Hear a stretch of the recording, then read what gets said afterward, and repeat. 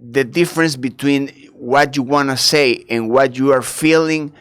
I'm just getting a little deep in the lyrical aspect. For us, when we start a song, generally we start with chords, and when we feel happy, we make happy chords. But then we have to work for 3 months on the song, whether or not we feel happy or not. Sometimes it's actually really annoying. You don't feel good. You have to work on 4 chords that feel really happy, and you're just like, what is? You become a bit crazy. But for lyrics, we write them both together with Pierre. It's a lot of an exchange of ideas, but we like to write metaphors a lot, and to write it's games of words, and we don't really try to make very literal or very rational stories when we write songs. Este es el podcast de Ruidosa Caracola con Eric Mujica. Hablar de la música del mundo ya no es problema gracias al internet, plataformas digitales, todo lo que tenga que ver con alimentarnos de todos estos sonidos que suceden alrededor del mundo. En este episodio del podcast de Ruidosa Caracola nos vamos a unir con París, Londres y acá Argentina. Rose se encuentra aquí en el podcast de Ruidosa Caracola, una banda europea que, bueno, ya nos tenemos acostumbrados y ya reconociendo muchísimo el sonido europeo, pop, con influencias retro desde inicios de este milenio, con muchísimas bandas que ya conocemos, pero también Rose tiene su identidad que aporta a este sonido. Guys, Rose, welcome to the podcast. Thank you. Thanks for having us. Now, as I speak in the beginning, is France and London making a band, making a sound. The risks of making a record or making a sound or develop a sound. What are the risks that you take from a Zoom call or a Skype call to make music? You mean the risk to make music when we're not in the same place? Yes. Well, initially with Pierre, our friendship has always been from Paris to London, but we usually see each other every 2 months anyways. And we call each other every day though. Pierre is like my second wife. And Sam is my like second wife too. Yeah, and proudly. So I guess the risks, there isn't really risks. I think we both need to be alone with the music in order for the music to get its full potential. And we see each other every now and then to actually work as well. So I don't know if there's a risk really, but there's a we actually like our rhythm and we like the way we function at the moment. How you manage to make a sound, to make a song, and how it starts, how the process starts? Who came with the idea, or is just you take your moment to get together and then make a song? So it depends. I think every song was different. One song maybe Pierre started, maybe the other song I started, the other song we both started together. And another song, for instance, Sky Queen, was a different vibe. Both Pierre and I were in my studio in London, and we both were working on other songs at the time. And 2 Argentinian friends actually came in, and we co-wrote this song with them. So we co-wrote this song with two guys called Lucas Vedel and Patricio Alvarez. And the 4 of us in the studio together, it was a great time. But this whole EP has been about working with friends and family. And it's cool to make this environment of familiar environment to make music. But what is with the sound, with that 70s sound that is very European, and you can hear it, you can feel it, and you can now recognize it immediately that this is from Europe, this sound is from France, this sound is from London. What are the inspirations and artists behind your sound? I think it's more about genres. Go, we are go on, both, yeah, we are both interested in different types of music. We are big fans of the sound from the 70s, the 80s, and also all the electronic scene that happened in France or in the UK between the 90s and nowadays, and also at this time the French Touch bands were big legends for us, and that they inspired us a lot, as much as the bands from the 70s and the 80s inspired us.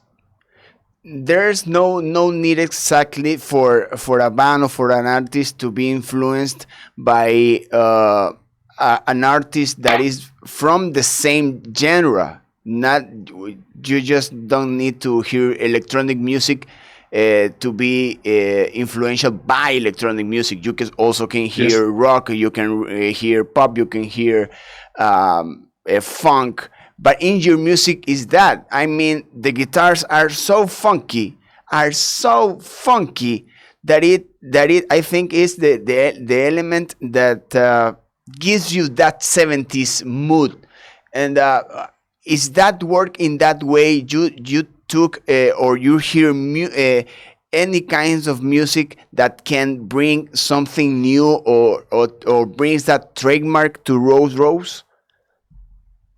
Yeah, I mean, I think you're right in the sense where each instrument gives Rose maybe a different character, and each instrument is used as a way to introduce a different side to our project. We try to also introduce maybe more rock patterns with the drums, but I think the drums in general, drumming has always been something that's been inspired from different styles. There's a lot of hard rock groups which inspired themselves from disco grooves and vice versa. So I think this discussion happens in music in general. As I'm hearing your latest EP, I heard a very experimental travel, and songs like Honeymoon that starts with this beat that makes you think that it's gonna be a rock song, and then starts to that evolution into this upbeat, lifting, funky sound song. Is how much you let yourself to experiment in a song, or you let yourself in the songs that makes you think that this song will be a single. In this song we can experiment and being part of the story of an EP or of an album. How you make yourself experiment in a way to make a evolution part of the record. I think it depends, really. But I feel like we just do the songs, and it happens that they work together or not, and that we maybe think one song is good for a single or not. But to be honest, in the first reason why we did Honeymoon is because we wanted to do something that was a bit more symphonical with classical instruments, and that answered to Sugar Hill. We started Honeymoon after we made Sugar Hill, which is the second song, in our EP, third song, and it allowed us to create a continuity with Sugar Hill, and at the same time something that would break the EP, and then it would be able to, like this, we could be able to introduce the next song, which is Mustang, and the final song of the EP. But Honeymoon, I think the most important thing for us is that it was the most cinematic song we made. So it's for us a very visual song, if that makes sense.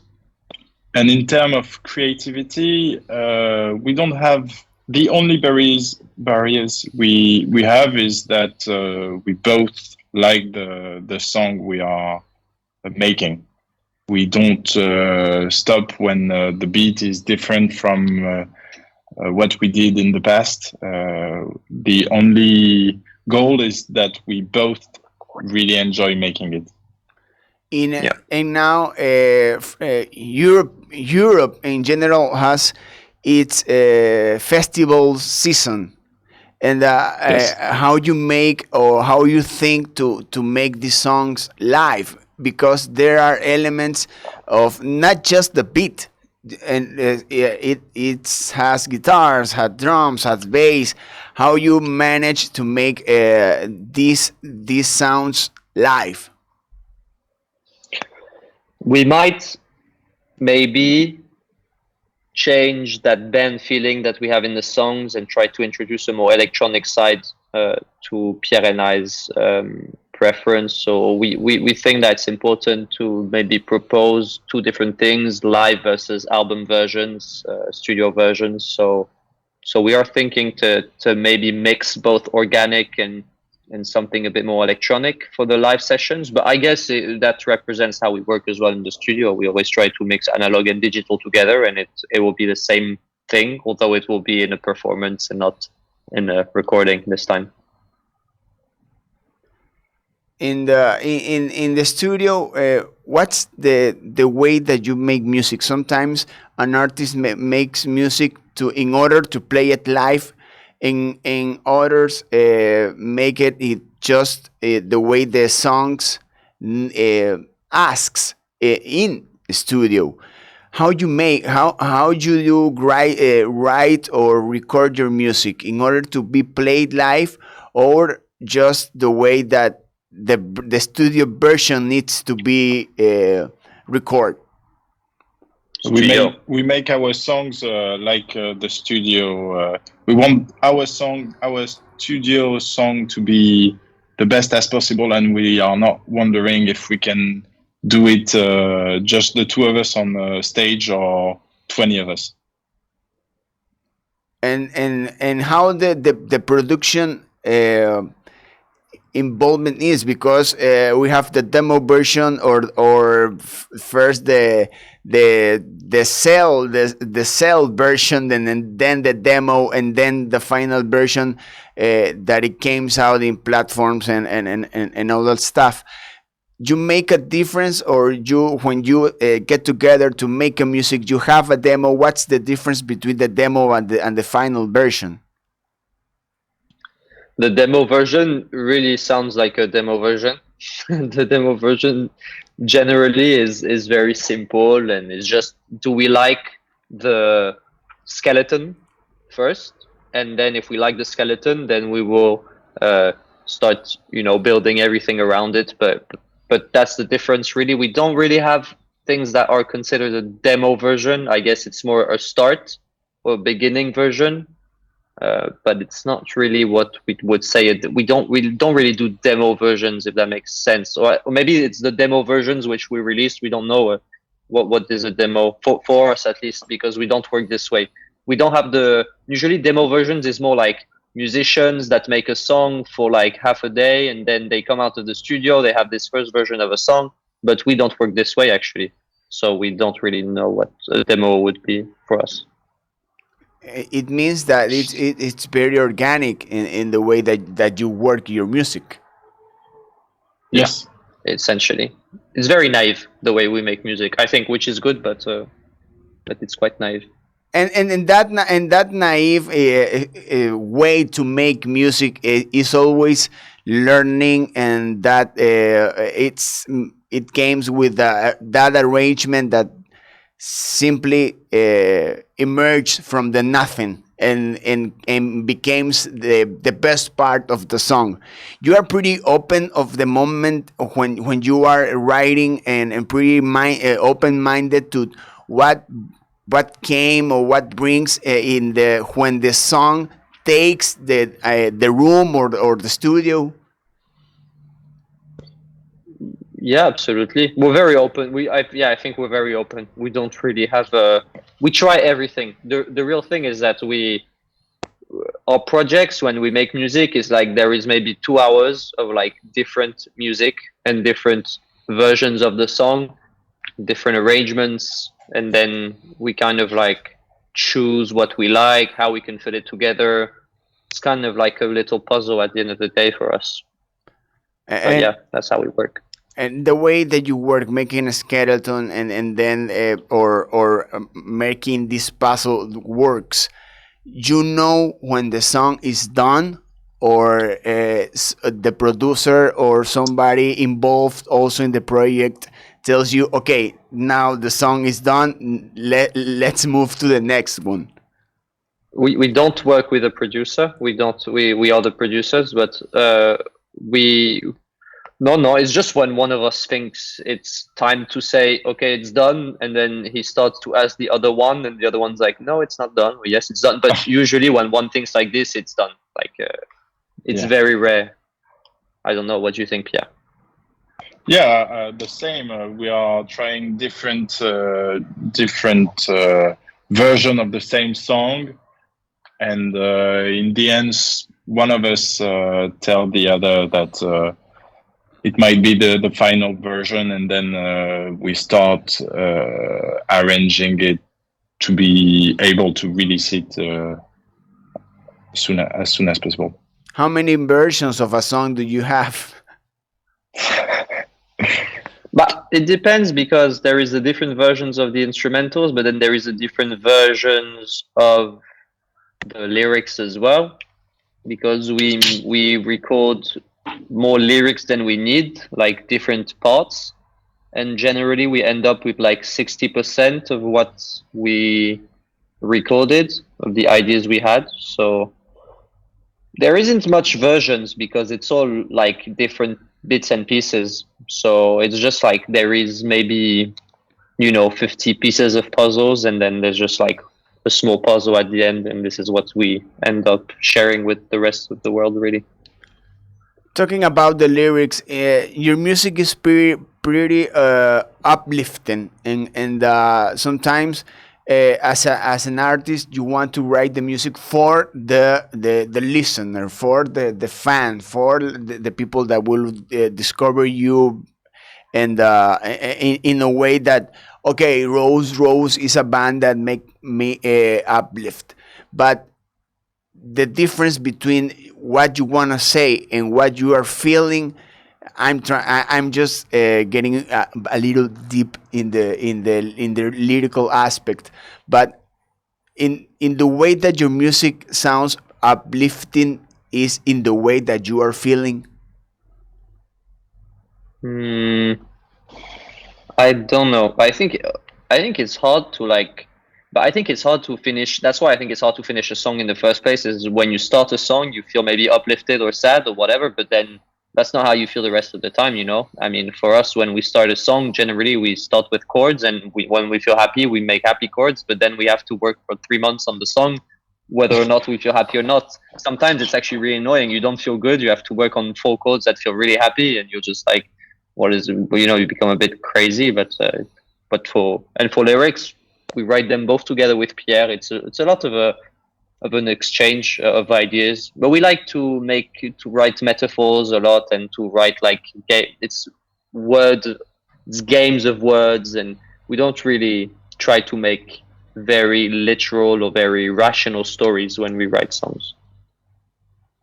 And the way that you two complement each other, and I mean in lyrically speaking, and when one is not pretty uplifting or the other one is sad, how that dynamics works, because it is music is an art that is I think one of the most human arts, and that touch a nerve, that touch a soul, and how you manage to as a band or as a duo to complement each other in a way that this music sounds in the way of make people happy. I don't think we think about making people happy, to be honest with you. And I think very sad songs make us both happy with Pierre. There's a weird feeling of not happiness maybe, but satisfaction when you hear something that's not necessarily uplifting, but maybe sad or remorseful or nostalgic. So we don't really know, actually, to be honest with you. It's a very but we try to complement each other. If one is not positive, the other one is like, why you not like this? Why are you feeling negative, or what do you want to express? And then it's a lot about trying to convince the other, or trying to push the other with each other. Yeah. Pierre, you are now in the time of a band, of a duo that pretty knows very well each other, and knows when how the other works, or how the other thinks or feels. Do you think that that how much that helps to make a record, to make a song, and make a band continue? I think it's been 12 years. We are friends with Sam. We talk a lot. We are two guys that talk a lot, and that needs to talk a lot. And I think the crucial part of having a duo in music is knowing how to say, no, I don't like this part. And sometimes it's pretty hard, because you work on your own, you are pretty satisfied with what you did, and the other one needs to tell you, no, it's not good. And it's hard to say it, and it's hard for the one hearing it. So I think the crucial part is to say the when it's not good for the one speaking. And I would say. and now what Sam thinks about that? Yeah, I think when you are making music like this, you have to be very honest with one another, especially because it's not like we do almost everything together. Like, there's nothing that we do that it's not like one does only one thing and the other does one thing and then we mix them together. It's like we decide everything together. So we don't have a choice but to work this way. And we're both very controlling of what we do, like artistically. So we cannot really let anything pass. But I will add to what Pierre says as well. It's also about convincing the other. Sometimes you're convinced an idea can be good, or a song can be good, and you're trying to convince the other that this song is good. Not convinced with words, but convinced with more work. So it's all about this. I mean, it's an ever evolving dynamic. It's a friendship. It's all. It's a Yes. friendship that exactly the dynamics that a friendship works. Now it's just add the music, great music, and then you have a band. And also, then let me tell you that the way that you both have that friendship makes great music, and it demonstrates. It's your latest EP is great. It's very, very, very, very good. And now talking about the European music, as at the beginning I was saying that the European music, the last 20 years, is being a very important part of the global sound. Now that you've been together for more than 10 years and been a part of that elemental music that now doesn't sound this is American music, this is European music, this is now the Japanese music is also taking part. How do you think now the European music is as influential in today's music?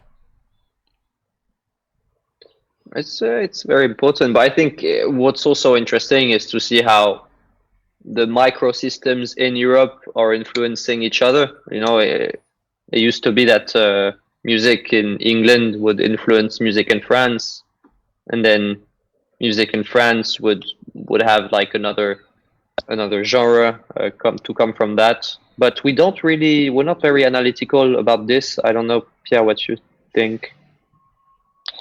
Yeah, I think nowadays the great part of music is that you can hear music from all over the world whenever you want, and like reggaeton is a big thing for the rest of the world, and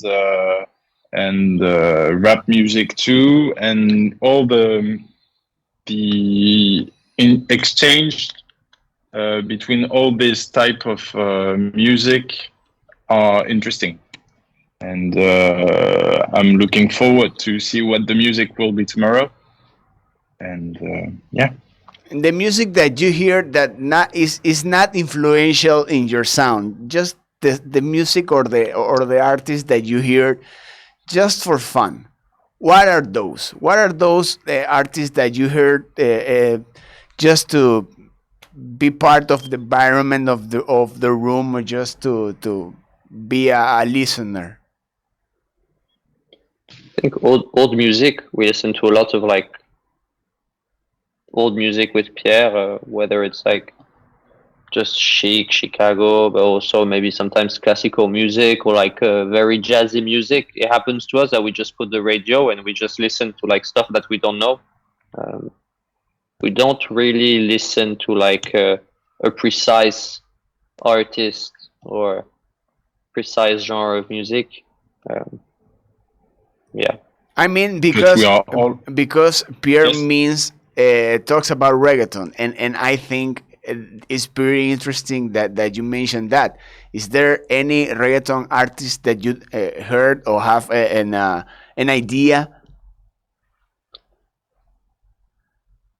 You can say it, Pierre. I don't know if it's reggaeton, but we listen to Rosalia. We listen. I've been living in Costa Rica for 6 months, Okay. and I listen to a lot of reggaeton there. It's a different vibe. It's a different way of partying, and I feel I enjoyed it. And but I don't feel like we would be as good as reggaeton artists to create reggaeton. So we keep to what we know best.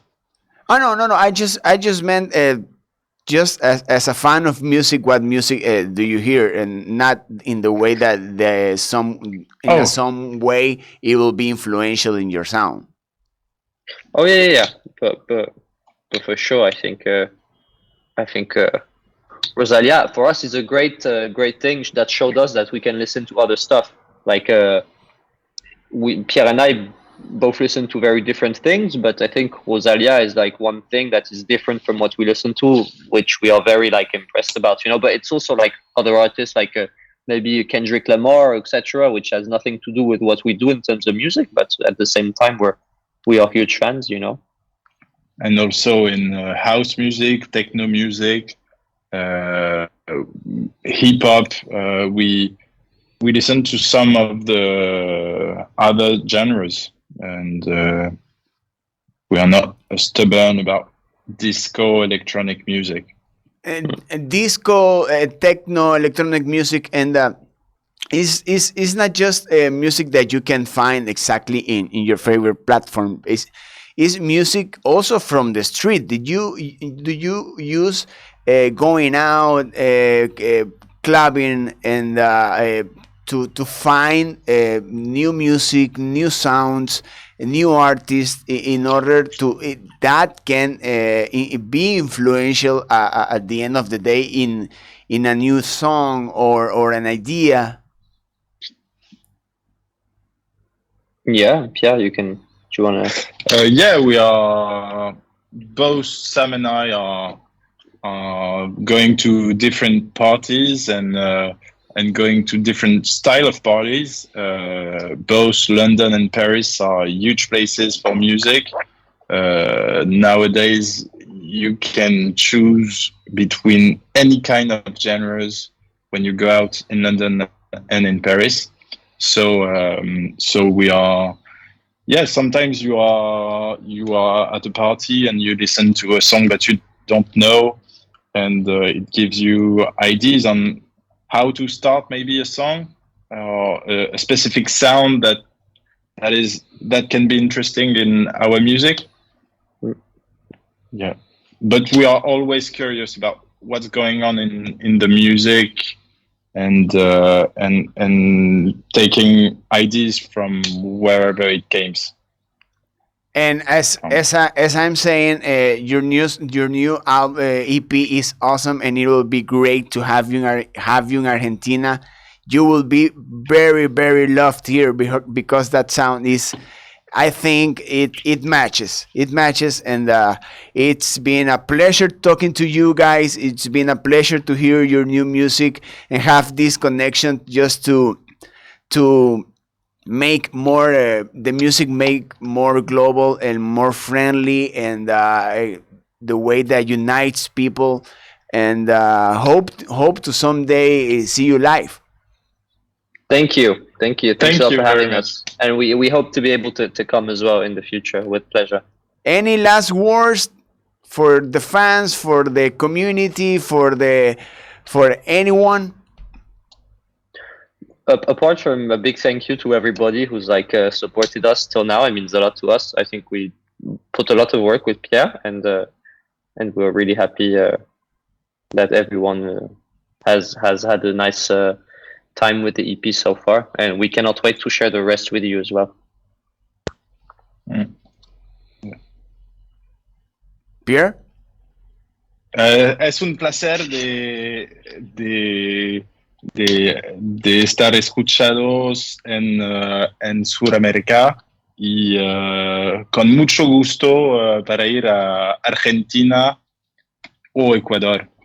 Ahí está, en español. En español, vemos una mezcolanza de idiomas aquí. Thank you guys very, very much. It's been a pleasure talking to you. And you have Ruidosa Caracola for anything you want to announce, release. Call Ruidosa Caracola as home. Thank you very, very much. Sure. Thank you so much. Thank you. Take care, guys. Thank you. Ahí Bye. está. Bye. See ya. Ahí estábamos uniendo Londres, París, Buenos Aires, Ecuador, todo un relajo cultural, musical, tecno, funky, retro, europeo, en este episodio del podcast de Ruidosa Caracola. Yo soy Eric Mujica. Bye. Adiós. Bueno, creo que a este paso tengo que seguir cursos de otros idiomas. Adiós. Ruidosa Caracola es una producción de Tripea. Suscríbete, compártelo y escucha nuestro playlist en Spotify.